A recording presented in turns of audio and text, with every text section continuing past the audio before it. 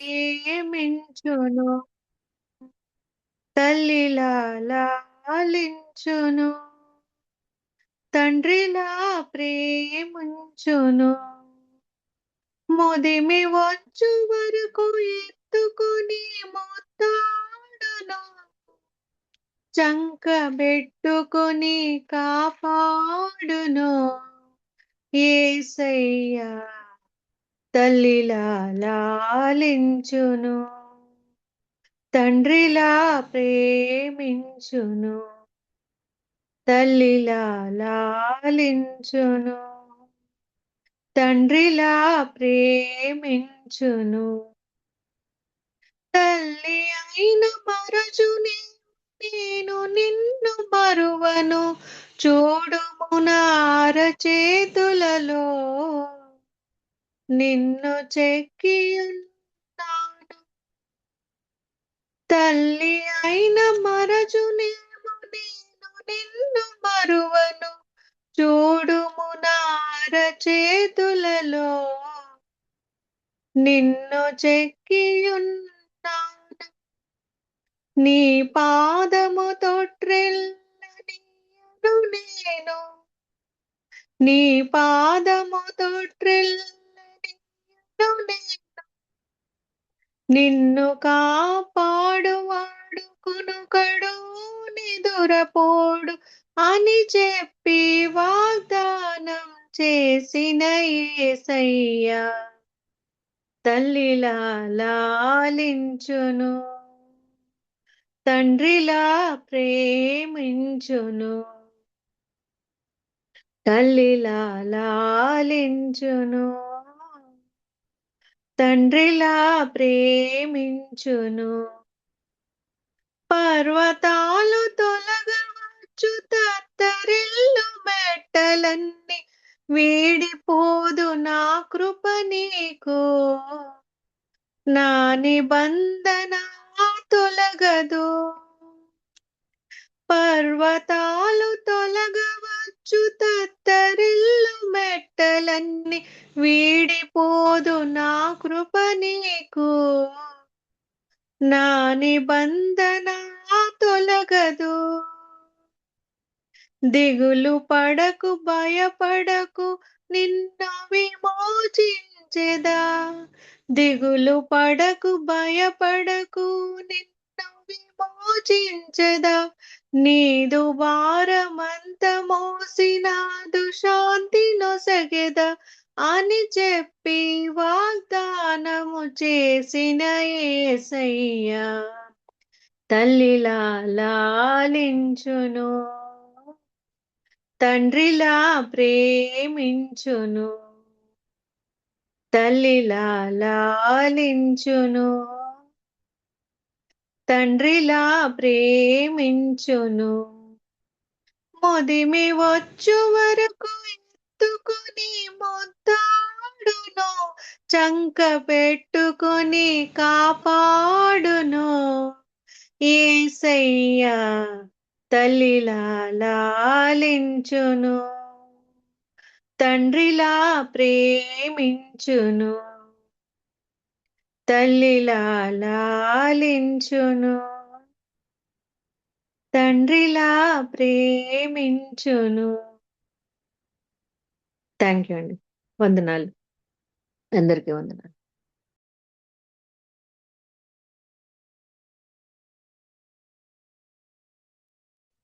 వచ్చిన సోదరులందరికీ వందనాలండి.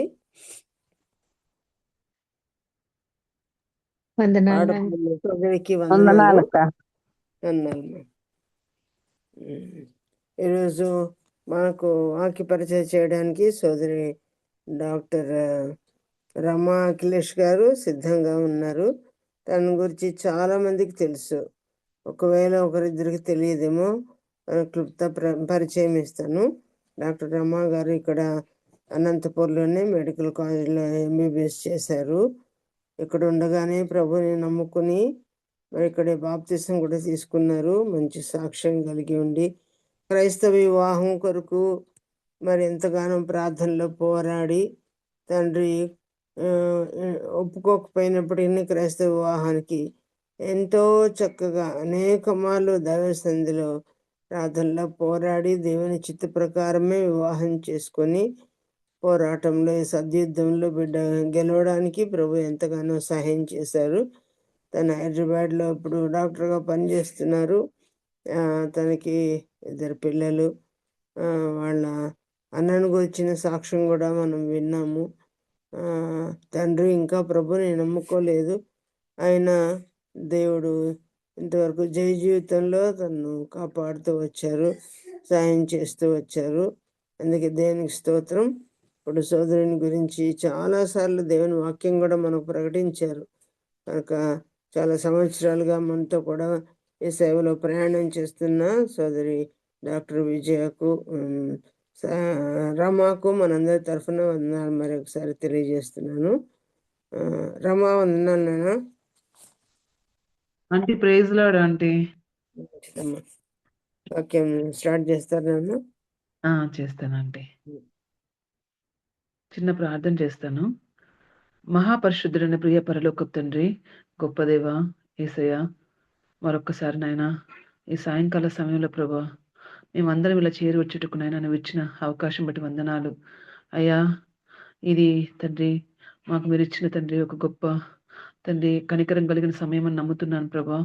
అయ్యా, చేరి వచ్చిన ఏ ఒక్కరునైనా ఒట్టి చేతులతో తిరిగి వెళ్లకుండా సహాయం దయచేయండి అయ్యా. వారితో మీరు మాట్లాడండి నైనా, నీ సింహాసనం నుంచి మీరు మాట్లాడండి నా తండ్రి. నన్ను సిలువ వెనుక మరుగుపరచమని వేడుకుంటున్నాను అయ్యా. నీ బిడ్డలు మీరు బలపరచమని వేడుకుంటున్నాను, ప్రతి అవసరం తీర్చమని వేడుకుంటున్నాను అయ్యా.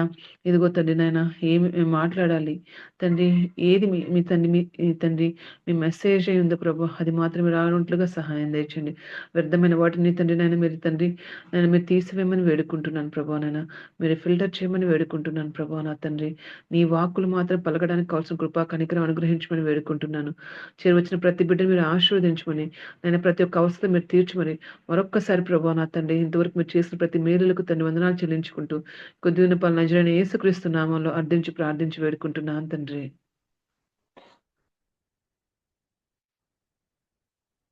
Praise the lord. ఆంటీ ఇప్పుడు గుర్తు చేశారు ఆంటీ. లాస్ట్ టైం చెప్పాను కదా ఆంటీ, అన్న జాబ్ విషయం చెప్పాను కదా ఆంటీ.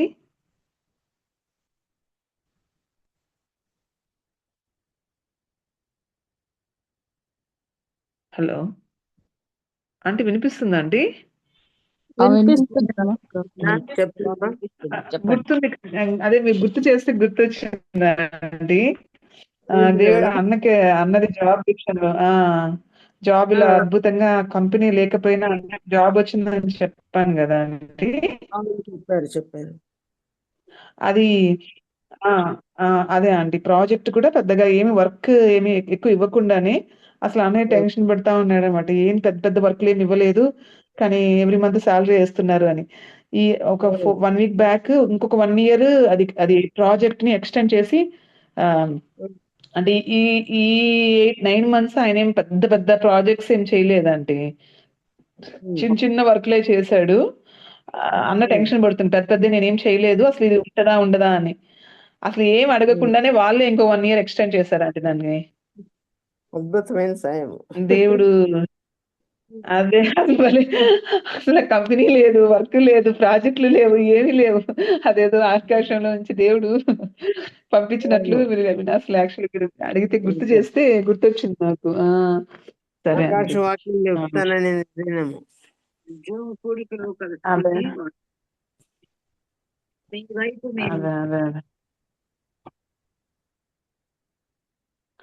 సరే ఆంటీ.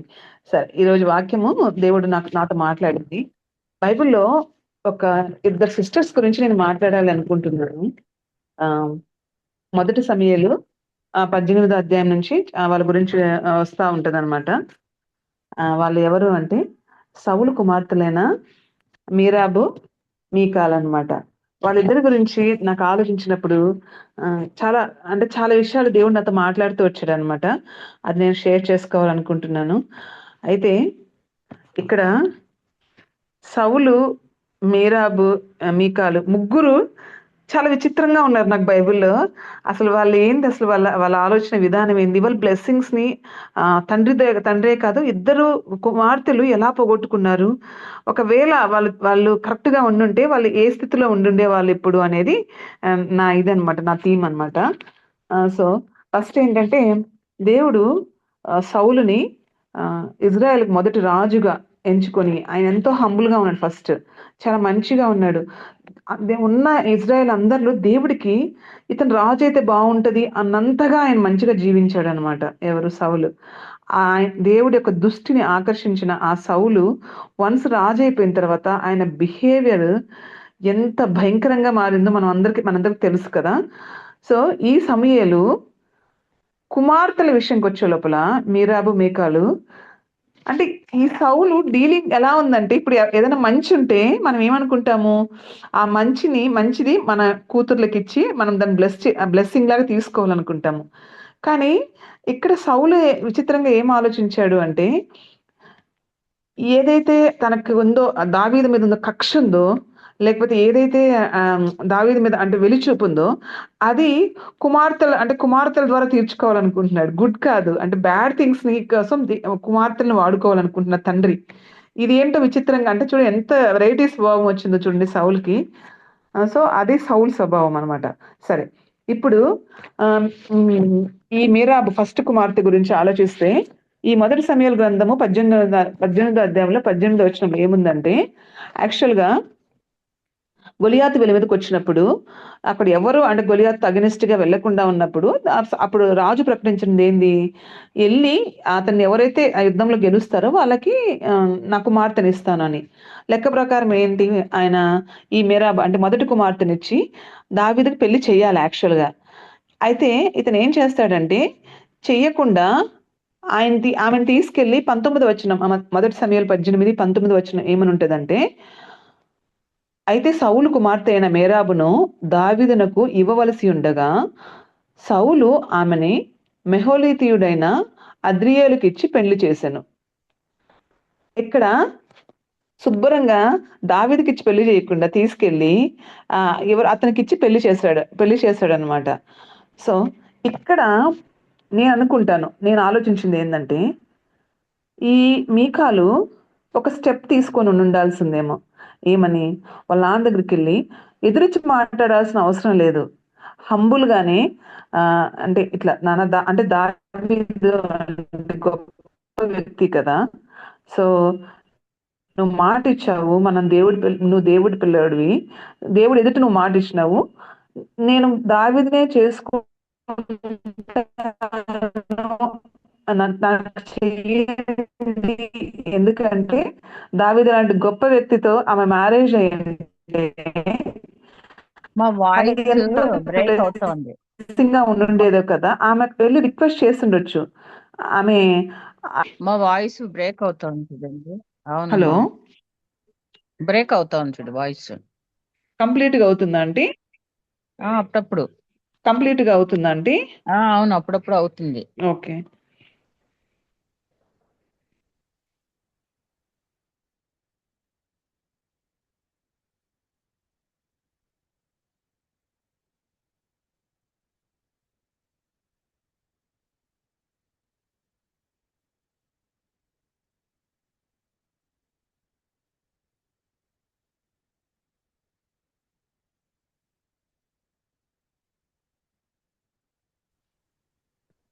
హలో! ఇప్పుడు వినిపిస్తుంది. చెప్పు నాన్న. అదే ఆంటీ. ఆంటీ బ్రేక్ అయినప్పుడు ఒక్కసారి ఇప్పుడు ఓకే కదా ఆంటీ? క్లారిటీగానే ఉందా? ఇప్పుడు బానే ఉంది. ఓకే. Okay aunty. సో, ఈ మీకాలు వాళ్ళ నాన్న దగ్గరికెళ్ళి అడిగుండుండొచ్చు. ఏమని? రిక్వెస్ట్ చేస్తుండొచ్చు. అంటే ఆమె సైడ్ నుంచి ప్రార్థన చేసుకొనుండొచ్చు దేవుడికి. అలాగే వాళ్ళ నాన్నకి కూడా ఇలా ఒక రిక్వెస్ట్ పెట్టుండొచ్చు. బట్ ఇక్కడ ఏముందంటే ఆమె ఏమి అంటే అక్కడ ఆమె ఇన్వాల్వ్‌మెంట్ ఉన్నట్టు అంటే బైబిల్‌లో ఏమి రాయబడలేదనమాట. ఆమె చాలా పాసివ్‌గా ఉంది. అంటే ఏమి పట్టనట్టుందనమాట. సో, కొన్నిసార్లు మనము బ్లెస్సింగ్స్ కోసం కొంత ప్రయత్నం అనేది చేయాలేమో అని అనిపించిందనమాట. నిజంగా ఆమె దావీదు ఆహ్, భార్య అయ్యుంటే, ఆ దావీదు యొక్క వంశంలోకి ఆమె వచ్చుండేదేమో కదా! సో, అంటే నేను అనుకుంటాను అంటే ఆమె బ్లెస్సింగ్స్ ఆమె దగ్గరకు వచ్చినాయి, కానీ ఆమె ప్రయత్నించకపోవడం వల్ల వెళ్ళిపోయిందేమో అని అనిపిస్తుంది నాకు.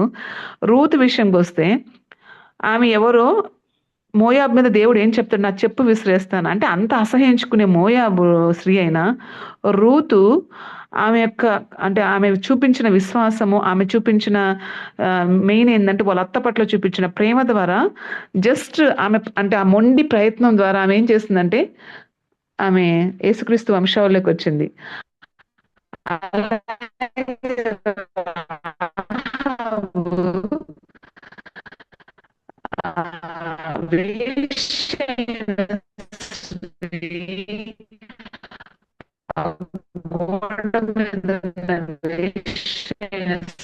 స్త్రీ జస్ట్ ఆ ధైర్య సాహసాలు ఆమె చూపించబట్టి ఆమె యేసుక్రీస్తు వంశ స్ట్రాంగ్ గా దేవుడి కోసం గొప్ప యుద్ధ వీరుడైన దావీదు కోసం ఆమె ప్రయత్నం చేస్తుండొచ్చేమో. సరే అక్కడ ఆమె అక్కడ ఏమి ఎఫర్ట్ పెట్టినట్టు లేదు. సరే మొత్తానికి ఆమెకు వచ్చిన గోల్డెన్ ఆపర్చునిటీని ఆమె పోగొట్టుకుంది. సరే ఇక్కడ మీకాల్ది ఇక్కడ కనిపిస్తుంది. తర్వాత మీకాల్ది ఎక్కడ కనిపిస్తుంది అంటే అదే మీరా ఫస్ట్ కుమార్తె మీరాబ్ గురించి ఆమె అట్లా దావీదుని పెళ్లి చేసుకోకుండా జస్ట్ మిస్ అయిపోయింది. తర్వాత ఆమె గురించి ఎక్కడ ఉంటుందంటే 2 సమూయేలు 21వ అధ్యాయంలో యాక్చువల్గా స్టోరీ మీకు అందరికీ తెలుసు కదా.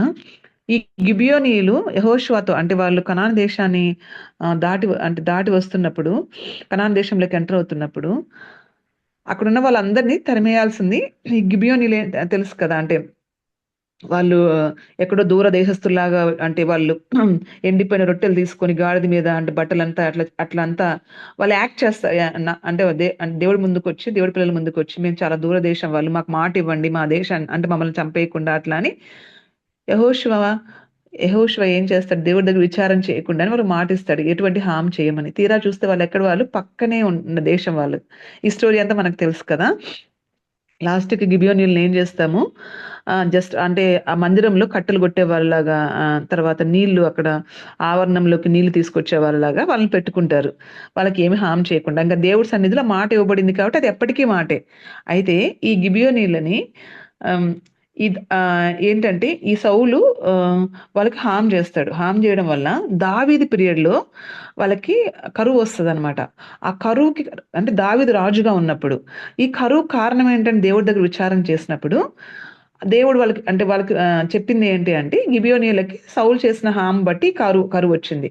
సో దావీదు ఏం చెప్తాడు, ఈ గిబియోనీయులందరినీ పిలిపించి సో ఇది కరువు వచ్చింది, దేవుడు ఎందుకని చెప్పినాడు, నేను మీకు ఏం చేయాలి అని అడుగుతాడు.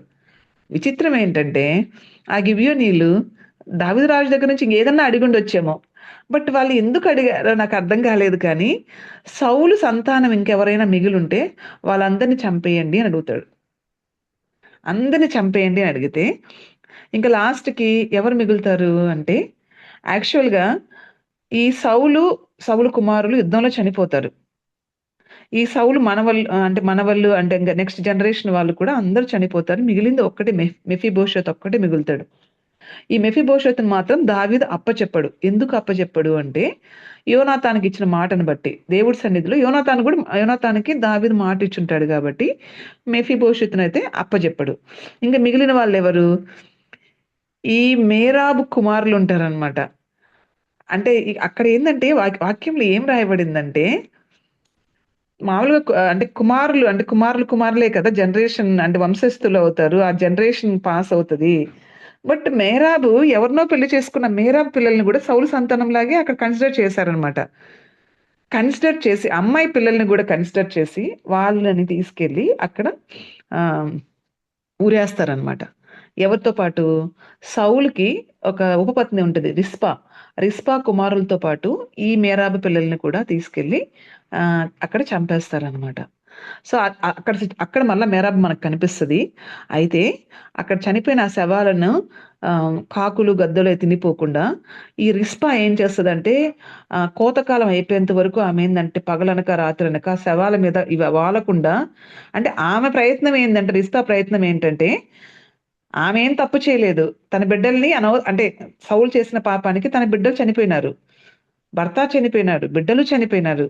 అయితే ఆమె నా పిల్లలకి ఒక గౌరవప్రదమైన అంటే అంటే సమాధి కార్యక్రమం జరగాలని చనిపోయిన అంటే ఆమె చనిపోకుండా ఆపలేకపోయింది. చనిపోయిన తర్వాత కనీసం ఒక హానర్ అన్న దక్కాలని చెప్పి ఒక ఆడ మనిషి శవాల దగ్గర రాత్రనక పగలనక కాపలా కాసిందంట. సరే, రిస్పా కాపలా కాస్తుంది కదా! ఇక్కడ మీరాబ్ ఏం చేస్తుంది? అక్కడ మేరాబ్ పిల్లలు కూడా ఉన్నారు కదా! అక్కడ ఆమె అట్లీస్ట్ ఆమెకి తోడన్నా ఉంది కదా! ఎవరు రిస్పా తోడుంది కదా! వెళ్లి తను కూడా అలా కాపాడుకొని ఉండొచ్చు కదా! కొంత ఆ బిడ్డల పట్ల ప్రేమను చూపించుండొచ్చు కదా! ఒక తల్లి కదా! సో, అక్కడ ఎంత నాకు ఆ మేరాబ్ యొక్క క్యారెక్టర్ ఎంత విచిత్రంగా అనిపించిందంటే, ఆమెకి ప్రేమ లేదా? అంటే ఏంటో అంటే అక్కడ కూడా ఒక పాసివ్‌గా అనమాట. ఆ! చనిపోయారు, చనిపోయారు. మరి అంటే వాక్యంలో ఆమె కండిషన్ ఏంటో రాయబడలేదు కానీ, రిస్పా లాగా ఆమె వచ్చి అక్కడ స్పందించినట్టు, తన బిడ్డలకు ఒక గౌరవప్రదమైన చనిపోయిన తర్వాతైనా అక్కడ వాళ్ళకి సమాధి కార్యక్రమం జరగాలని ఆమె ఆశించినట్టు కూడా అక్కడ బైబిల్‌లో రాయబడలేదు. అయితే ఈ ప్రయత్నం అంతా ఎవరు చూస్తారని ఆమె చేయలా. ఎవరు? రిస్పా. అంటే ఆమె ఆమె చేతనైంది, ఆమె చేతిలో ఉన్నది ఆమె చేసింది. కానీ దేవుడు చూసే దేవుడు కదా! సో, ఆమె బాధని, ఆమె యొక్క ప్రయత్నాన్ని దావీదు వరకు ఆమె ఆ విషయం తెలిసి, దావీదు ఏం చేస్తాడంటే, తన పిల్లల్ని అలాగే సౌలు చనిపోయినప్పుడు సౌలు పిల్లల యొక్క ఎముకలుంటాయి కదా! ఆ ఎముకలతో పాటు ఈళ్ళని దింపించి, ఈళ్ళ శవాలు ఎముకలు కూడా ఎవరైతే ఈ సౌలు యొక్క తండ్రి యొక్క సమాధిలో ఇవన్నీ పాతిపెట్టినట్టు, వాళ్ళకు గౌరవప్రదమైన సమాధి కార్యక్రమం జరిగినట్టు బైబిల్‌లో రాయబడింది. సో, ఈ మేరాబ్ గురించి అన్నమాట. ఎక్కడైనా మంచి స్త్రీలాగా గొప్పగా వాళ్ళ గురించి నేర్చుకోవాల్సిన దానిలాగా మన మన స్త్రీలాగా బైబిల్‌లో ఉండాలి కానీ, ఈ మేరాబ్ విషయంలోకైతే అక్కడ ఆమె నేర్చుకునే మంచి ఏమి లేదనమాట.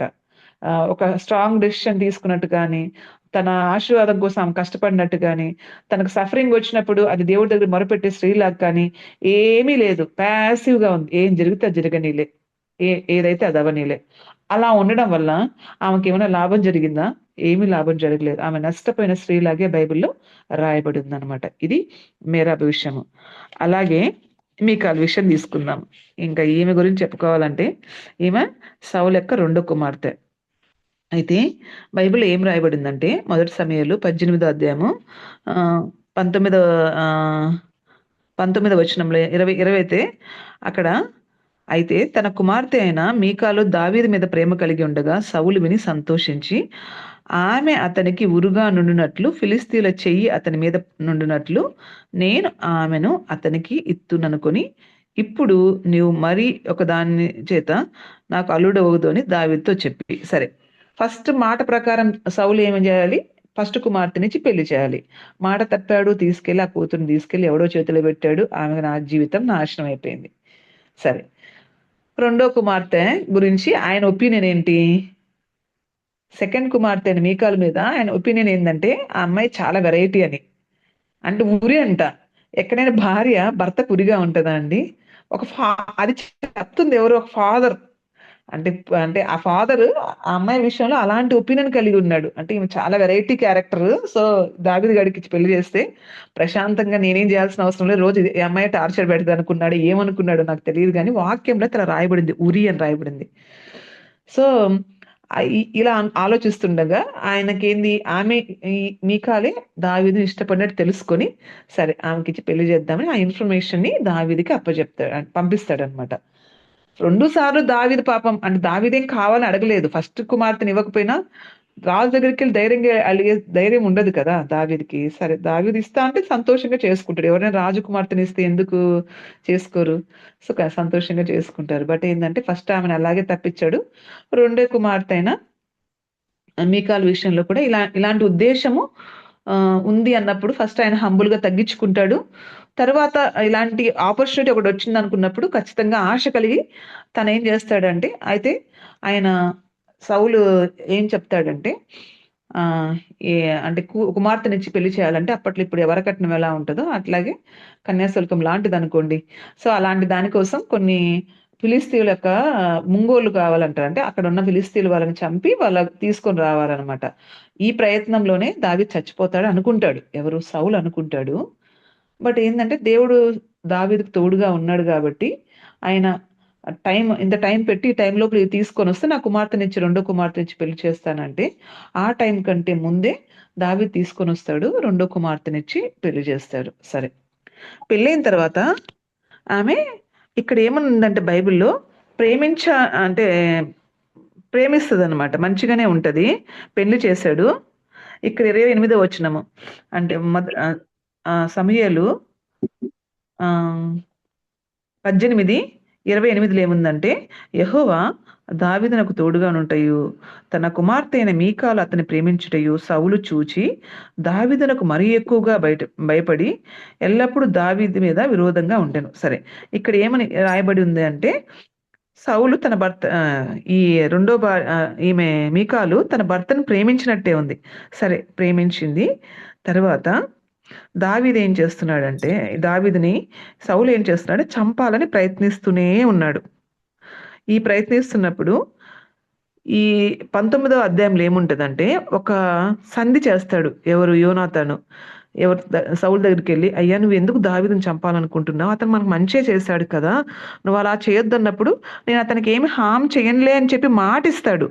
మాటిచ్చినప్పుడు యోనాతాను దావీదుని కన్విన్స్ చేసి ఇంటికి తీసుకొని వస్తాడనమాట. ఇంటికి తీసుకొచ్చినప్పుడు మనకి ఇదంతా స్టోరీ తెలుసు కదా, ఈ సౌలు మీద దురాత్మ వచ్చినప్పుడు దావీదు వీణ వాయిస్తుంటాడు.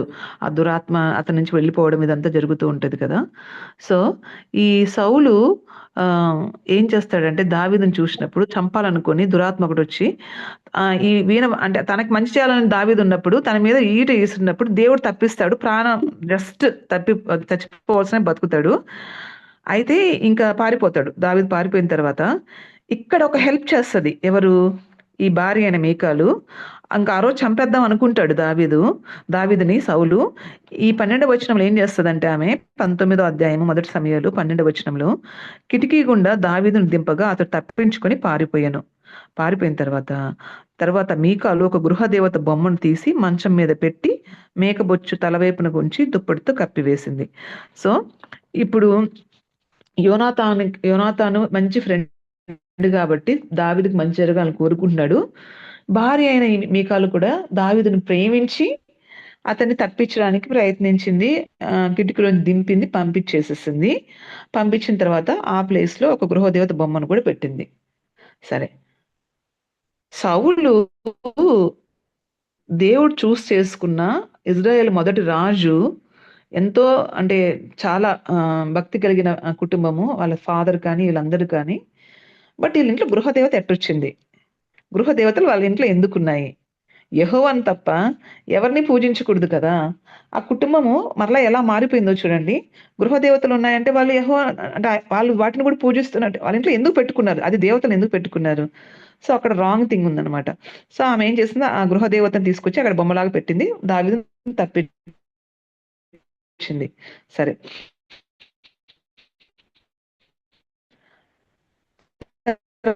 తర్వాత వాళ్ళ నాన్న వచ్చాడు. అంటే వాళ్ళ సర్వెంట్స్ అంటే ఆమె ఏం ప్రాబ్లం వచ్చింది, పడుకొని ఉన్నాడంటే నెక్స్ట్ వెంటనే సౌలు ఏం చెప్తాడంటే, కదలలేని పరిస్థితిలో ఉంటే మంచంతో పాటు తీసుకొచ్చేసేయండి, అతన్ని చంపేస్తాను అనుకుంటాడు. సరే, అలాగే సైనికులు వస్తారు. తీరా మంచం దగ్గరికి వెళ్ళి చూస్తే అది బొమ్మ అని తెలుస్తుంది అనమాట. అప్పుడు సౌలు వచ్చి ఆమె అడుగుతాడు, ఎందుకు ఇలా చేశావు అని అడిగితే 17వ వచనంలో ఆమె ఏం చేసిందంటే ఎస్కేప్ అయిపోయింది. సింపుల్ గా ఎస్కేప్ అయిపోయింది. ఉన్నదన్నట్టు చెప్పొచ్చు కదా, వాళ్ళ నాన్న కన్విన్స్ చేసి చెప్పొచ్చు కదా. దావీదును యోనాతాను పోరాడినట్టు ఆమె కూడా పోరాడి ఉండొచ్చు. సరే, ఆమె ప్రాణ భయంతో ఏదో మొత్తానికి ఆమె ఏం చెప్తుందంటే, నేను దావీదును పారిపోకుండా ఆపితే దావీదు నన్ను చంపేస్తాడని చెప్పింది, అందుకే నేను పారిపోనిచ్చానని సింపుల్ గా స్టోరీ చెప్పి తప్పించుకుంది. సరే, అది అయిపోయిన తర్వాత అక్కడి నుంచి దావీదు పారిపోతాడు. దావీదు పారిపోయి ఇంకెక్కడెక్కడో ఇంకా తెలుసు కదా మనకు, స్టోరీ అంతా తెలుసు కదా, ఎక్కడెక్కడో తిరుగుతూ ఉంటాడు. దావీదు తరుముతూనే ఉంటాడు, సౌలు తరుముతూనే ఉంటాడు. తర్వాత ఏం చేస్తాడు అంటే, ఈ సౌలు ఈ మీకాలను తీసుకెళ్లి వేరే వాళ్ళకి ఇచ్చి మళ్ళా పెళ్లి చేసేస్తాడు. అక్కడ దావీదు కూడా వేరే వాళ్ళని పెళ్లి చేసుకుంటాడు. నాబాలు భార్యను అబిగయీలు చేసుకుంటాడు. ఇంకొక ఆమె ఇజ్రాయేల్ ఒక ఆమెను పెళ్లి చేసుకుంటాడు. సో ఇక్కడ ఈమెకి దావీదు భార్య అయ్యే అవకాశం వచ్చింది. ఆమెకేమో దగ్గరకు వచ్చి వాళ్ళ అక్కకేమో దగ్గర వరకు వచ్చి బ్లెస్సింగ్ పోయింది. ఈమెకు అవకాశం వచ్చింది. ఈ అవకాశాన్ని ఆమె ఎలా పోగొట్టుకుంది అనే దాని మీద ఇప్పుడు నేను చెప్తున్నాను. నేను ధ్యానిస్తున్నాను అనమాట. సో వచ్చింది ఆపర్చునిటీ. వాళ్ళ నాన్న మళ్ళీ ఆల్రెడీ దావీదుకి పెళ్లి చేసిన తర్వాత మళ్ళీ ఇంకో పెళ్లి చేస్తే ఆమె ఒప్పుకోకుండా ఏమో కూడా గొడవ చేస్తుండొచ్చు. నేను ఆల్రెడీ దావీదు భార్యని, నేను దావీదుతో ఉండాలి, నేను దావీదుతోనే సంతానం కదా, దావీదు సంతానము బ్లెస్డ్ అంటే జనరేషన్ కదా అని ఆమెకు తెలిసి ఉండాలి. సో ఆమె వాళ్ళ నాన్న చెప్తే సింపుల్ గా వెళ్ళి ఇంకొకటి పెళ్లి చేసుకుంటుంది. అక్కడ ఆమె దేవుడి కోసం నిలబడలేదు, తన భర్త కోసం నిలబడలేదు, ప్రాణాలకే భయపడిందో మరి ఏమో నాకు తెలియదు. కానీ మొత్తానికి అక్కడ ఇంకొక అతన్ని పెళ్లి చేసుకుంటది. సరే, పెళ్లి చేసుకుని దానికి వచ్చిన ఆపర్చునిటీని ఆమె పోగొట్టుకుంది. అయితే ఆమెకి దేవుడు ఇంకొక ఆపర్చునిటీ కూడా ఇచ్చాడు. ఎవరు? ఈ మీకాలకి. ఆ రెండో ఆపర్చునిటీ ఏంటి అంటే, దేవుడు ఆమెను క్షమించి ఆమెకు రెండో ఆపర్చునిటీ ఇచ్చాడు.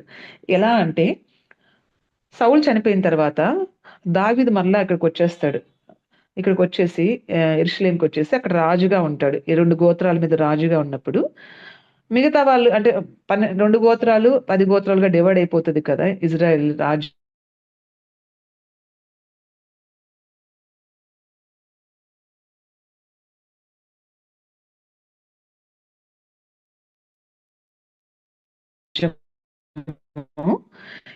ఈ 2 గోత్రాల సొలొమోను కాలం.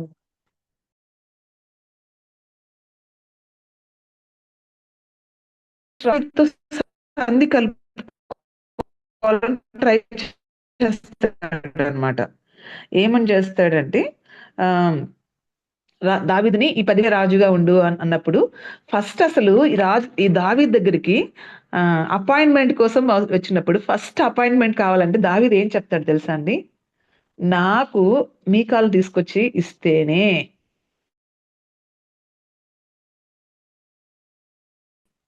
నేను ఇక అపాయింట్మెంట్ ఇస్తాను అని భర్త దగ్గర నుంచి ఈమె మీకాలు తీసుకొచ్చి దావీదుకి ఇస్తాడు. ఆ భర్త ఎంటబడతాడు. అప్పుడు చెప్తాడు ఆ మంత్రి, అయ్యా నువ్వు చచ్చిపోతావు, అనవసరం వెళ్ళిపో, ఆమె వదిలేసే అని చెప్తాడు. మొత్తానికి తీసుకొచ్చి దావీదుకి ఇస్తారు. సో రెండో అవకాశం ఆమె జీవితంలో ఆమె ఎంతగా అవకాశాన్ని దేవుడు ఒక్కసారి తన చేతుల్లో జారిపోయిన అవకాశము దేవుడు మళ్ళా ఆమెకి ఇచ్చినప్పుడు ఆమె దేవుని ఎంతగానో స్తుతించి ఆరాధించి తన భర్తతో ఎంత అయిపోయింది అనుకున్న జీవితం మళ్ళీ తిరిగి వచ్చింది కదా దావీదుతో ఆమెకి. ఆమె ఎంత హ్యాపీగా ఉండాలి, దేవుని ఎంత స్తుతించాలి, దేవుడి దగ్గర అంటే పిల్లల కోసం ఎంత గోజాడి దేవుడి దగ్గర బ్లెస్సింగ్ పొందుకుని ఆమె నుంచి జనరేషన్ వచ్చిండొచ్చు కదా ఆమె కరెక్ట్ గా ఉండుంటే. అయితే ఆమె ఏం చేసిందని ఇక్కడ ఉంటుందంటే బైబిల్లో, దావీదు మందసం తీసుకొని వస్తాడు కదా, మందసం తీసుకొని వచ్చినప్పుడు ఆమె ఏం చేస్తుందంటే, దావీదు శక్తి కొలది మందసం ముందు నాట్యం ఆడుతున్నప్పుడు ఆమెకి అది ఎందుకు అసహ్యంగా అనిపించిందో నాకు ఇప్పటికీ అర్థం కాలేదు. దేవుడి సన్నిధిలో దావీదు గొప్ప రాజు దేవుడి సన్నిధిలో నాట్యం ఆడుతుంటే ప్రజలందరూ అంటే పులకించిపోతే ఆమెకు అసహ్యం వేసిందంట. అంటే ఆమె డ్రెస్ జారిపోతుంది అంటే పని వాళ్ళ ముందు ఏంది దావీదు రాజు ఏంటి గొప్పగా ఉండాల్సిన డాన్స్ చేస్తాం. ఆమె ఏమన్నా అంటే అసలు అక్కడ ఎంత చీప్ గా ఆలోచించిందో చూడండి. ఆమె చీప్ గా ఆలోచించింది. సరే, అలాంటి ఆలోచనలు వచ్చినాయి, దేవుడి దగ్గరికి క్షమాపణ అడగొచ్చా? నాకెందుకు ఇట్లాంటి ఆలోచనలు వస్తున్నాయి, దేవా నన్ను క్షమించని అడగొచ్చా? అయితే ఆమె ఏం చేసిందంటే, ఆమెకు వచ్చిన ఆలోచనని ఆమె లోపల పెట్టుకోకుండా అంటే దావీదు తిరిగి వచ్చినప్పుడు దావీదుని తిడుతుంది అనమాట.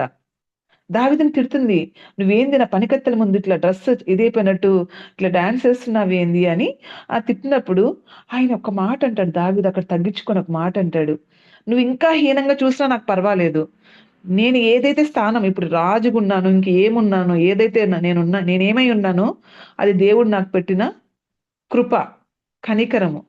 ఎక్కడ దావీదు గొర్రెలు కాసుకుంటున్న దావీదు ఎట్లా రాజయ్యాడు, ఇజ్రాయెల్ దేశానికి మొత్తానికి ఎట్లా రాజైనాడు, అసలు సౌలు చేతిలో నుంచి అన్నిసార్లు ఎట్లా తప్పించుకున్నాడు చచ్చిపోకుండా.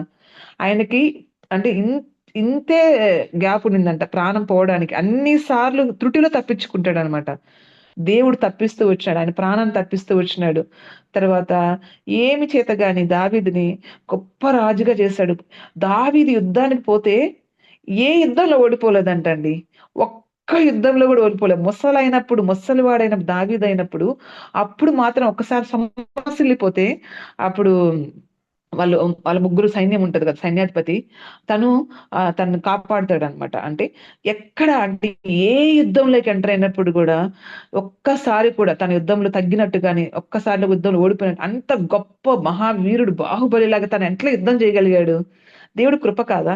చిన్నప్పటి నుంచి అతను రాజవంశంలో ఏమైనా పెరిగాడా? యుద్ధం ఏమైనా నేర్చుకున్నాడా? గురువుల దగ్గర ఎవరైనా యుద్ధం నేర్చుకున్నాడా? జస్ట్ గొర్రెలు కాసుకునే కాపరైన దావీదుని దేవుడు ఆ స్థానంలో పెడితే ఆ కృతజ్ఞత దావీదుకు ఉంది. నన్ను ఇంకా హీనపరచు, నన్ను ఇంకా తృణీకరించు, నాకు ఏం బాధ లేదు, నేను ఇంకా తగ్గించుకోవడానికి రెడీగా ఉన్నా నా దేవుడి కోసం అని దావీదు అక్కడ ఎంతో హంబుల్ గా మాట్లాడాడు. కానీ ఆమె అయితే ఎంతో గర్వంగా దేవుడిని వదిలేసి, దేవుడి సన్నిధిని వదిలేసి, అసలు నిజంగా ఎంత సంతోషం కదండి. ఎన్నో రోజులు మందసం లేకుండా ఇజ్రాయెల్కి అసలు ఎంత వాళ్ళు అంటే వాళ్ళలో శక్తి లేకుండా, బలం లేకుండా, అంటే మందసమే కదా వాళ్ళ ఆధారం, మందసమే కదా, దేవుడే కదా వాళ్ళ ఆధారము, బలము, శక్తి అన్ని అయినాయి. తిరిగి మళ్ళా మందసం వస్తుందంటే వాళ్ళకి అన్ని వచ్చినట్టే కదా మళ్ళీ ఇజ్రాయెల్కి.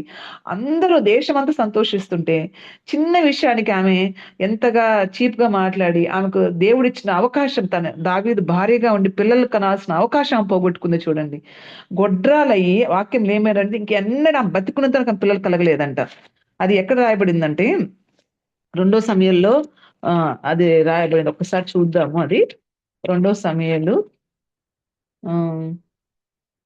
6వ అధ్యాయము 22వ వచనం. ఇక్కడ 21 6వ అధ్యాయం 21లో కూడా, నీ తండ్రిని అతని సంతతిని విసర్జించి ఇజ్రాయేలీలకు తన జనుల మీద నన్ను అధిపతిగా నిర్ణయించుటకై నన్ను ఏర్పరచుకున్న యెహోవా సన్నిధి నేను అలాగూ చేసి తిని, యెహోవా సన్నిధికి నేను ఆట ఆడి తిని, ఇంతకంటే మరీ ఎక్కువగా నేను తృణీకరించబడి నా దృష్టికి నేను అల్పుడునై, నువ్వు చెప్పిన పనికత్తెల దృష్టికి కూడా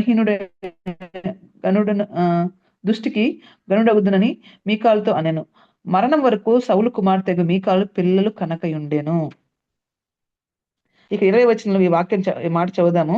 తన ఇంటి వారిని దీవించుటకు దావీదు తిరిగి రాగా సౌలు కుమార్తెకు మీకాలు దావీదు ఎదురొచ్చి బయలుదేరి వచ్చి హీనస్థితి గల పనికత్తెలు చూచుచుండగా వ్యర్థుడొకడు తన బట్టలు విప్పివేసినట్టుగా, ఇజ్రాయేలు రాజువైన నీవు నేడు బట్టలు తీసివేసి ఎంత ఘనముగా కనపడుతువని చేసినందుకు దావీదు. చూడండి, ఇంత భయంకరంగా మాట్లాడి ఉండొచ్చు ఆమె. జస్ట్ అయ్యో డ్రెస్ ఆయనకి హెల్ప్ చేసి ఉండొచ్చు. అట్లా కాకుండా ఎంత ఎంత భయంకరంగా మాట్లాడుతుందో చూడండి. హీన స్థితి అంటే వ్యర్థుడంట. దావీదుని వ్యర్థుడు అంటుంది. ఏ విషయంలో ఆయన వ్యర్థుడుగా ఉన్నాడు చెప్పండి? అంటే ఆమె గర్వము, ఆమె ఎంత ఎంత దిగజారిపోయిందో దేవుడిలో చూడండి. అంటే అక్కడ దేవుడికి ఘనత ఇవ్వలేదు కాబట్టి దేవుడిలో ఉన్న దేవుడి పిల్లడైన దావీదు కూడా ఆమె హానర్ చేయలేకపోయింది. ఇంత వెరైటీగా మాట్లాడింది కాబట్టి దేవుడికి మనసు నొచ్చుకుంది అనమాట. దేవుడు నిజంగా ఆమె తగ్గించుకొని ఉంటే దేవుడు ఆమెను బ్లెస్ చేస్తుండేవాళ్ళు. కానీ ఆడ పిల్లలు కనకుండా, సరే దేవుడు అలా చేశాడు కదా, గర్భాన్ని మూసేశాడు కదా, దేవుడే మూసేశాడు కదా ఆమె గర్భాన్ని, ఆమె చేసిన పాపానికి. తర్వాత ఆమె ఏదో ఒక స్థితిలో ఆమె జీవిత కాలంలో ఎప్పుడో ఒక రోజు రియలైజేషన్ రాలేదా ఆమెకి? అయ్యా నేను తప్పు చేశాను. అంటే తప్పులు అందరూ చేస్తున్నారు, చాలా మంది చేశారు బైబిల్లో తప్పులు. అయితే ఆమె చచ్చిపోయేంత వరకు ఆమె పిల్లలు కనలేదంటే, ఆమె చచ్చిపోయేంత వరకు ఆమె ఎప్పుడు రియలైజ్ అవ్వలేదనే కదా. ఎప్పుడో ఒకసారి ఆమె రియలైజ్ అయ్యి, నన్ను క్షమించి, నేను తప్పుగా మాట్లాడని శక్తిని అర్థం చేసుకోలేకపోయాను. దావీదు యొక్క సమర్పణను, దావీదు యొక్క మనసు నేను అర్థం చేసుకోలేకపోయినాను. నేను ఆ రోజు పొరపాటున మాట్లాడాను అయ్యా, నా గర్భం తెలివయ్యా, లేకపోతే ఆమెకు ఆ విషయం తెలియకపోయినా ఎక్కడ నేను తప్పు చేశాను, నన్ను క్షమించయ్యా, ఏదో నేను తప్పు చేసే ఉంటే కదా ఇలా నా జీవితం ఇలా ఉంది అని ఆమె ఏ రోజు రియలైజ్ అయినా కూడా ఆమె ఆ గొడ్డాల స్థితిలో ఉండేది కాదేమో. దేవుడు ఆమెకి సంతానం ఇచ్చి ఆశీర్వదించుండేవాడు. ఏంటి ముసలామైనా హన్నా శార కడుపులోంచి దేవుడు పిల్లల్ని ఇవ్వలేదా? అలాగే హన్నా విషయంలో కూడా సమయాలు ఇవ్వలేదా? హన్నా విషయంలో కూడా దేవుడు ఏమని ఉంటుంది అంటే, దేవుడే ఆమె గర్భాన్ని మూసాడని ఉంటుంది అనమాట హన్నా విషయంలో. కానీ దేవుడు ప్రార్థన చేసినప్పుడు ఆమె ఎట్లా ప్రార్థన చేసిందని మనం బైబిల్లో చదువుతాం కదండి. ఎలా ప్రార్థన, దేవుడి సన్నిధిలో ఆ దైవజనుడు ఏమనుకుంటా అంటే, ఏలి ఈ మత్తురాలైందా అంటే పొద్దున తాగొచ్చిందా అన్నట్టుగా ఆమె ప్రార్థన, ఆమె ఎట్లా ప్రార్థన చేసిందో మరి చూడ్డానికి అట్లా అనిపించిందేమో. అంత భయంకరంగా ప్రార్థన చేసి గోజాడి దేవుడి దగ్గర నుంచి పిల్లలు తెచ్చుకునింది. అలాగే రిబ్కా కూడా అంతే, దేవుడి దగ్గర పిల్లల్ని తెచ్చుకుంది. బట్ ఈమె ఎందుకు తెచ్చుకోలేకపోయింది? అసలు ఎందుకు ఈమెకి అసలు వీళ్ళిద్దరు అక్కా చెల్లెల్ని చూస్తే ఎంత విచిత్రంగా ఉన్నారంటే అంత విచిత్రంగా ఉన్నారు. అసలు దేవుడి మీద ఆధారపడిన పిల్లల్లాగా వీళ్ళు కనిపించట్లేదు. దేవుడు కావాలి అనుకున్న వాళ్ళకి గాని, దేవుడి పిల్లలతో వాళ్ళ జీవితాలు ఉండాలని గాని, దేవుడి దగ్గర నుంచి ఒక బ్లెస్సింగ్ పొందుకోవాలని గాని ఏమి డిజైర్ లేదు. పెద్ద అమ్మాయికి లేదు, చిన్న అమ్మాయికి అసలే లేదు. దేవుడు ఇచ్చిన అవకాశాలు ఇద్దరు పోగొట్టుకున్నారు. పోగొట్టుకొని వాళ్ళ జీవితాలని వేస్ట్‌గా, బైబిల్‌లో ఒక వేస్ట్ ఎగ్జాంపుల్స్ లాగా పెట్టుకున్నారు. నిజంగా నిజంగా వాళ్ళ జీవితాలు అలా ఉండాల్సినవి అవి. అలా ఉండాల్సినవి వాళ్ళ జీవితాలు కాదు. ఎంతో ఫ్లరిష్ అయి ఉండాల్సినవి. వాళ్ళు ఇజ్రాయేల్ కన్యకలు, వాళ్ళు ఇజ్రాయేల్ స్త్రీలు వాళ్ళు. దేవుడి చేత చేసుకోబడిన సౌలు యొక్క కుమార్తెలు వాళ్ళు. తండ్రి తప్పు చేస్తుండొచ్చు. కోరాహు తప్పు చేస్తే కోరాహు కుమారులను దేవుడు చేసుకోలేదు. తర్వాత కోరాహు కుమారులు ఆశీర్వదించబడలేదా? ఆశీర్వదించబడ్డారు. వాళ్ళ నాన్న తప్పు చేస్తుండొచ్చు. వీళ్ళెందుకు సరిగా లేరు? వీళ్ళెందుకు దేవుడిని ప్రేమించలేకపోయినారు? వీళ్ళెందుకు దేవుడిని ఆశించలేకపోయినారు? వీళ్ళెందుకు దేవుడి బిడ్డల పట్ల సరైన ప్రవర్తన కలిగి లేరు? నిజంగా ఈ ఇద్దరు అక్కా చెల్లెల నుంచి మనం నేర్చుకోవాల్సింది చాలా ఉంది. మనమైతే అలా ఉండకూడదు. దేవుడి కోసం ఎంతైనా తెగించాల్సిందే. భయపడాల్సింది ఏమీ లేదు. భయపడ్డారో మరి ఏమయ్యారో నాకు తెలియదు కానీ వాళ్ళైతే నష్టపోయారు. రాహాబు వేశ్య చూడండి. రాహాబు వేశ్య కొంచెం అటో ఇటో అయితే చంపేస్తారామని. వాళ్ళని దాచిపెట్టిన విషయము, వేగువారిని దాచిపెట్టిన విషయము ఆ రాజుకు తెలిస్తే ఆమె లిటరల్ గా చంపేస్తారు. బట్ ఆమె ప్రాణాలు తెగించి వాళ్ళని దాచిపెట్టింది. దేవుడి కోసం తెగించే వాళ్ళలాగా ఉండాలండి. ఎందుకు కాంప్రమైజ్ అవ్వాలి? వాళ్ళ ప్రాణాలు పోతే పోయి ఉండొచ్చు. వాళ్ళ మాట మీద నిలబడి ఉండాల్సింది. దేవుడి దగ్గర గోజాడి ఉండాల్సింది. దేవుడి దగ్గర మొరపెట్టి ఉండాల్సింది. వాళ్ళ తండ్రి దగ్గర కూడా ధైర్యంగా నిలబడాల్సింది. ఇద్దరు బ్లెస్సింగ్స్ చేతి వరకు వచ్చినాయి. ఒక ఆమెకి అయితే చేతి వరకు వచ్చిపోయింది, ఒక ఆమెకి చేతిలోకి వచ్చిపోయింది. వాళ్ళ అవిధేయతను బట్టి, వాళ్ళ అవిశ్వాసాన్ని బట్టి, వాళ్ళ దేవుడిని ప్రేమించిన స్వభావాన్ని బట్టి. దేవుడిని అక్కడ ఎక్కడా ప్రేమించలే వాళ్ళిద్దరు. ఎక్కడ దేవుడి భయం లేదు. ఎక్కడా దేవుణ్ణి ఆరాధించినట్టు లేదు. ఎక్కడా దేవుణ్ణి ఘనపరిచినట్టు వాళ్ళిద్దరు లేరు. సో ఈ సౌలు కుమార్తెలాగా మనలో ఎవ్వరు ఉండకూడదు. ఎవ్వరము ఇలాంటి మిస్టేక్స్ చేయకూడదు. దేవుడిచ్చిన అవకాశాన్ని ఎప్పుడు పోగొట్టుకోకూడదు. దేవుడు ఒక్కోసారి మనకు అవకాశం ఇస్తే పోగొట్టుకుంటున్నామేమో. దేవుడి దగ్గరికి వెళ్ళి మొరపెట్టండి, అయ్యా పొరపాటు తెలియక పోగొట్టుకున్నాం. మరలా దేవుడు అవకాశం ఇస్తే మరలా అవకాశాన్ని వాడుకునే వాళ్ళలాగా మరలా అవకాశాలు. ఆమెకైతే 2 అవకాశాలే వచ్చినాయి. ఎవరికి? మీకాలుకి ఫస్ట్, మళ్ళీ సెకండ్. బట్ దేవుడు మనకు చాలా సార్లు అవకాశాలు ఇస్తున్నాడు. మనమైతే ఈ అవకాశాలని పోగొట్టుకునే, దేవుడిచ్చిన ప్రేమను, ఆ కృపను నిరర్ధకం చేసే వాళ్ళ ఉన్నామేమో. దేవుడికి ఏం నష్టం లేదండి. నష్టపోయేది మనమే. అక్కడ దావీదేం నష్టపోలా. దేవుడికి ఏం నష్టం రాలా. నష్టపోయింది సౌలు, మీరాబు, మీకాలే. ఇక్కడ దేవుడికి మనము ఇచ్చిన అవకాశాన్ని పోగొట్టుకుంటే, దేవుని ప్రేమను మనం తృణీకరిస్తే, నీ ప్రేమ నాకు వద్దనుకుంటే, దేవుడిచ్చిన అవకాశం త్రోసేస్తే నష్టం దేవుడికి ఏమి రాదు. నష్టపోయేది మనమే. ఫ్యూచర్ లేదు. ఇంకా దేవుణ్ణి వదిలేసుకుంటే మనకు ఫ్యూచర్ లేదు. దేవుడు ఏదో మన కొరకు సిద్ధపరిచిన ఒక మంచి మ్యాచ్ పెడితే, నేను వాడినే ఇష్టపడ్డా, వాడే నాకు కావాలి, నాకు దేవుడి చిత్తంతో అవసరం లేదు అని ఆలోచిస్తున్నామేమో. మన పెళ్లిళ్ళ విషయం తప్పు నిర్ణయాలు తీసుకుంటున్నామేమో. దేవుడు మన కొరకు మంచి జాబ్ పెడితే, నాకు ఇది వద్దు అని ఇంకోటి దాన్ని అంటే కాంప్రమైజ్ అయ్యి ఇంకోటి ఏదైనా చూసుకుంటున్నామేమో. ఏ విషయంలో దేవుడు ఇచ్చిన గోల్డెన్ ఆపర్చునిటీని మనం పోగొట్టుకుంటున్నాము? ఒకసారి మనం అందరము క్రాస్ చెక్ చేసుకొని దేవుడి దగ్గర కూర్చొని అడిగితే, దేవుడు ఖచ్చితంగా చూపించే దేవుడు.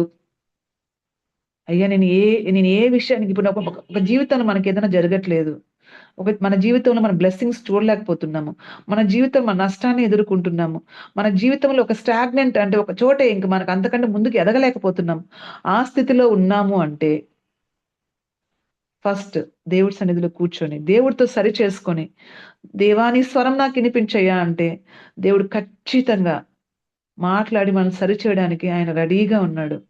ఆయన ఆత్మదేవుడు మనతో ఎప్పుడు మనతో మాట్లాడడానికి సిద్ధంగా ఉన్నాడు. మన బలహీనతలను తీసుకొని మనకు చాలా సార్లు మన జీవితంలో చాలా ముళ్ళులు ఉంటాయండి. అది ఏదో అంటే మన బలహీనత ఏదో, అది ఏది మన జీవితంలో ఆత్మీయంగా ఎదగకుండా ఒక ముళ్ళుగా ఉందో, ఆ ముళ్ళ కిరీటము యేసయ్య తీసుకొని, ఆయన మహిమ కిరీటం మనకి ఇవ్వడానికి, ఆయన యొక్క జీవ కిరీటం మనకి ఇవ్వడానికి ఆయన రెడీగా ఉన్నాడు. అయితే మనం ఏమై ఉండాలా? మనం ఒప్పుకొని మన స్థితి ఏమైందో, మన పరిస్థితి ఏమైందో, అది దేవుడికి ఇచ్చేవాళ్ళలాగా, దేవుడి దగ్గర ఎక్స్చేంజ్ చేసుకునే వాళ్ళలాగా మనం ఉంటే, అది దేవుడితో చేసుకునే ఎక్స్చేంజ్ లాగా మనం ఉంటే, మనం ఆశీర్వదించబడతాము. మన శాపాన్ని ఆయన తీసుకోవడానికి రెడీగా ఉన్నాడు. మన బలహీనతలు ఆయన తీసుకోవడానికి రెడీగా ఉన్నాడు.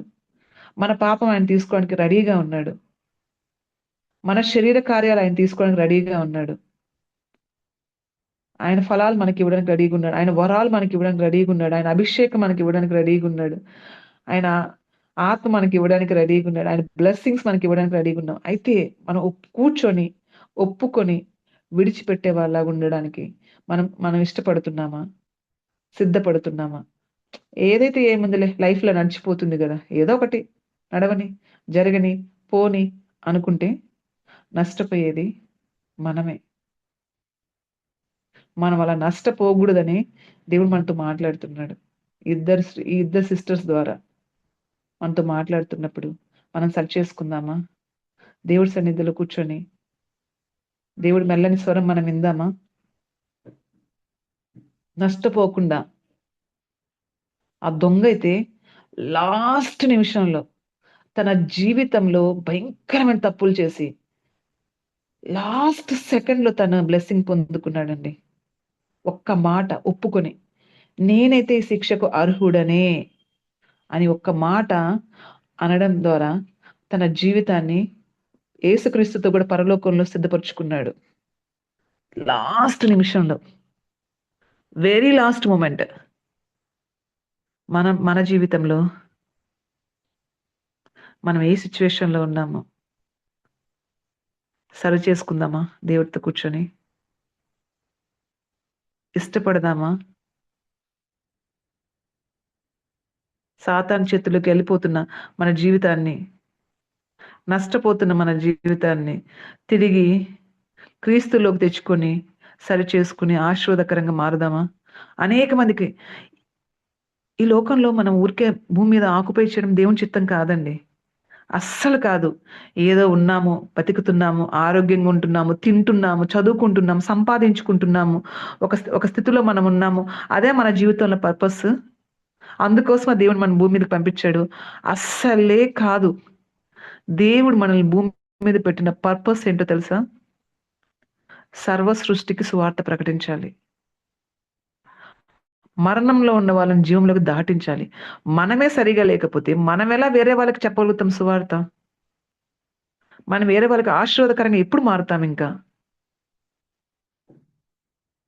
మన జీవితంలో దేవుని యొక్క పర్పస్ ఏంటి అంటే, ఆయన గుడ్ న్యూస్‌ని అందరికీ ప్రకటించాలి. ఫస్ట్ మనం సరి చేసుకొని, మనం ఆశీర్వదించబడి, అనేక మందికి ఆశీర్వాదకరంగా మారాలని దేవుడి కోరిక. సంఘాన్ని హింసిస్తున్న సౌలు దేవుడి చేత సంధించబడి పౌలుగా మారాడు. తన జీవితానికి తన మేలు చేసుకోవడమే కాదు, నరకంలోంచి ఆయన తప్పించుకోవడమే కాదు, అనేక మందికి ఆయన వెలుగుగా మారాడు. మనం తప్పించుకోవడమే కాదు నరకం నుంచి, మనం నష్టం నుంచి తప్పించుకోవడమే కాదు, మనం శత్రువులోంచి పట్టిన ఊరుల్లోంచి తప్పించుకోవడమే కాదు, మనము ఆశీర్వదించబడి అనేక మందికి ఆశీర్వాదంగా మారాలని దేవుని కోరికండి మన జీవితంలో. అనేక మందిని వెలిగించాలి. లోకానికి మనం ఉప్పుగా ఉండాలి. లోకానికి మనం వెలుగుగా ఉండాలి. ఇది మన పట్ల దేవుని ప్రణాళిక. ఇది మాత్రమే దేవుడు ఇప్పుడు మన పట్ల కోరుకుంటాడు. ఇదే ఆయన ఆశయం ఉంది. ఆయన మనల్ని ఎప్పుడు కష్టపెట్టే దేవుడు కాదు, మనం నష్టపరిచే దేవుడు కాదు. మన కొరకు ప్రాణం పెట్టిన దేవుడు, తన కుమారుణ్ణి మనకి ఇచ్చిన దేవుడు అన్ని మేలు మనకిస్తాడు. మేలు పొందుకోవడమే మన జీవితంలో దేవుని చిత్తమైంది. అయితే దేవుడు కాపుదల్లో మనం లేకపోవడం వల్ల శత్రువు కొన్నిసార్లు మనల్ని నష్టపరుస్తాడు. ఆ నష్టం దేవుడు తెచ్చింది కాదండి. దేవుడు ఏ నష్టం మనకు తేడు. మనం ఆ కాపుదల నుంచి పక్కకెళ్ళి నష్టపోతున్నాం. ఆయన మంచి కాపరి, ఆయన ప్రాణం పెట్టే కాపరి, ఆ గొప్ప కాపరి దగ్గరికి మరలా వచ్చి మనం సరి చేసుకుందామా? మన జీవితాలను ఆయనకు అప్పచెప్పుకుందామా? ఈ బంధకాల నుంచి విడిపించుకుందామా? అనేక మందికి ఆశీర్వాదకరంగా మారుదామా? ఈ సాయంత్రం దేవుడు నాతో మాట్లాడింది, నాకు చెప్పింది అయితే ఇది. నన్ను నేను కరెక్ట్ చేసుకోవడానికి నేను ప్రయత్నిస్తున్నాను. అలాగే ఎవరైతే ఈ గ్రూప్‌లో ఉన్నారో నాకు తెలీదు. దేవుడు చెప్తుంది ఏందంటే, తిరిగి రిస్టోర్ అవ్వండి. తిరిగి రిస్టోర్ అవ్వండి. అనేక మందికి బ్లెస్సింగ్‌గా మారండి. నీ ప్లాన్స్ ఒకలాగున్నాయేమో. ఐజాయా 55లో దేవుడు ఒక మాట చెప్తాడు. యెషయా 55 అధ్యాయంలో. భూమికి ఆకాశం ఎంత ఉన్నతంగా ఉందో, మన పట్ల దేవుని ప్రణాళికలు అంతే ఉన్నతంగా ఉన్నాయి. ఆ ప్రణాళికలు నెరవేరాలంటే దేవుడితో మనం అలైన్ అయి ఉండాలా. ఆయనతో ఎప్పుడు మనము అంటుకట్టుబడి ఉండాలా. ఆయన వాక్యంతో మనం ఎప్పుడు అంటుకట్టుబడి ఉన్నప్పుడు ఆయన ప్రణాళికలు మన పట్ల నెరవేరుతాయి. ఆ ప్రణాళిక ఏంటి అంటే, మనం ఆశీర్వదించబడ్డము. అనేక మందికి ఆశీర్వాదకరంగా మనం మారడము. ఇదే దేవుని ప్రణాళిక. ఈ ప్రణాళిక దేవుడు మన పట్ల కలిగి ఉన్నాడు. కానీ దీనిలోంచి తప్పిపోతున్నాము. అసలు చింత లేకుండా ఉన్నాము. ఏమి బాధ లేదు. ఏమి చింత లేదు. ఏదైతే జరగని. జరిగితే జరుగుద్ది, జరగకపోతే పోద్ది. ఇలాంటి స్వభావంలో మనం ఉండకూడదు.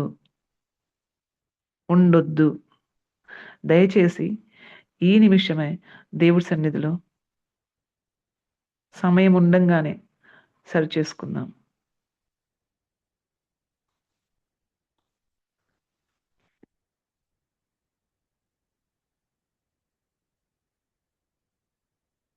ఆంటీ